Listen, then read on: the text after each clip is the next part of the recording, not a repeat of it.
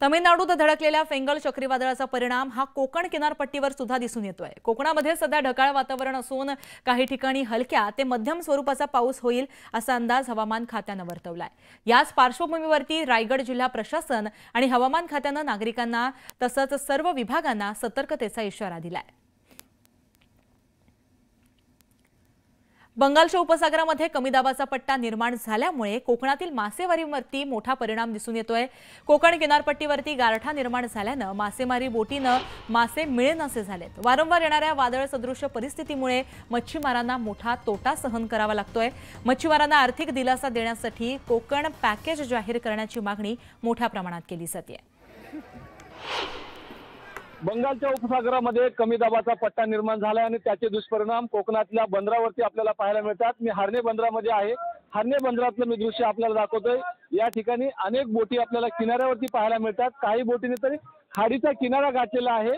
अनेक बंदरामध्ये अशा प्रकारचं दृश्य कोकणामध्ये आपल्याला पाहायला मिळते।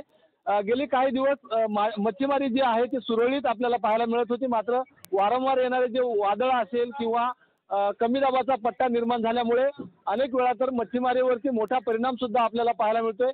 हरणे बंदरामध्ये मोठ्या प्रमाणात पारंपरिक मच्छीमारी केली जाते आणि या मच्छीमारांना एलईडीचा तर फटका बसतोय, मात्र वारंवार येणारे जे चक्रीवादळ सदृश परिस्थिती आहे त्याचा सुद्धा मोठ्या प्रमाणावरती फटका बसतोय। त्यामुळे कुठेतरी इथला मच्छीमार बांधव जो आहे तो आर्थिक संकटात सापडल्याचं आपल्याला पाहायला मिळतंय। कोट्यावधी रुपयाचे परकीय चलन मिळवून देणारे कोकणातले जे बंदरं आहेत असे हे बंदरं आता कुठेतरी अडचणीत आल्याचं आपल्याला पाहायला मिळतं। त्यामुळे इथल्या आर्थिक उलाढालीवरती तर परिणाम झालेलाच आहे, परंतु या ठिकाणी पायाभूत सुविधांचा अभाव सुद्धा असल्यामुळे मच्छीमार बांधवांना मोठ्या प्रमाणात अडचणीचा सामना करावा लागतोय। मच्छीमारांना शेतकऱ्याप्रमाणेच कोकण पॅकेज जाहीर करावं अशी मागणी सुद्धा अनेक मच्छीमार संघटनेकडून केली जाते।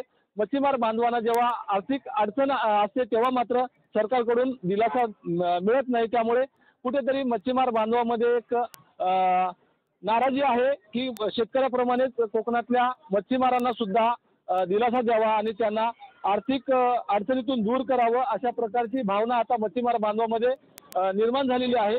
कोकणातल्या मच्छीमार बांधवांना जर का शेतकऱ्याप्रमाणे जर का कोकण पॅकेज जाहीर केलं तर इथल्या मच्छीमार बांधवांना मोठा दिलासा मिळेल आणि हे सगळे जे बंदरं आहेत ते भविष्यामध्ये आपल्याला समृद्ध झाल्याचं पाहायला मिळेल। शिवाजी गोरे, न्यूज 18 लोकमत, दापोली, रत्नागिरी।